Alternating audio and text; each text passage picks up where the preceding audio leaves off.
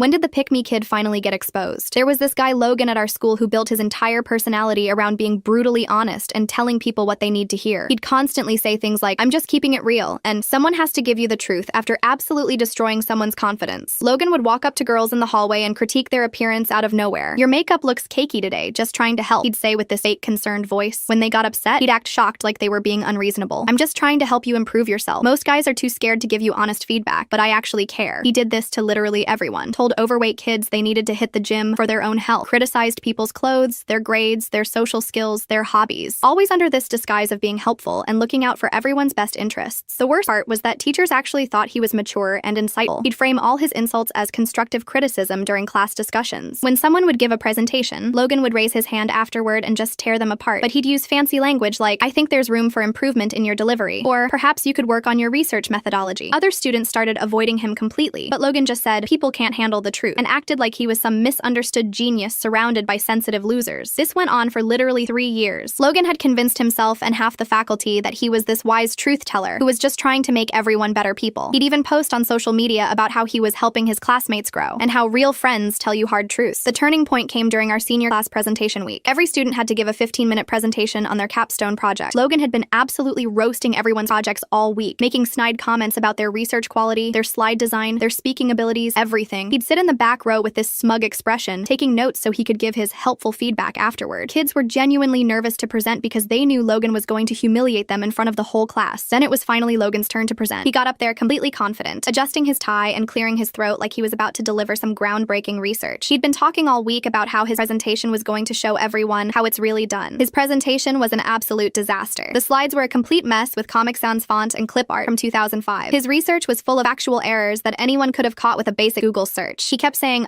every other word and completely lost his train of thought multiple times. It was genuinely one of the worst presentations any of us had ever seen. When he finished, there was this awkward silence. Then Liam, this quiet kid who Logan had been particularly brutal to all semester, slowly raised his hand. "Logan," Liam said in the most polite voice, "I hope you don't mind, but I'm just going to be brutally honest here because I think you can handle the truth." The entire classroom went dead silent. You could feel the tension. Liam continued, "That was honestly the worst presentation I've ever seen."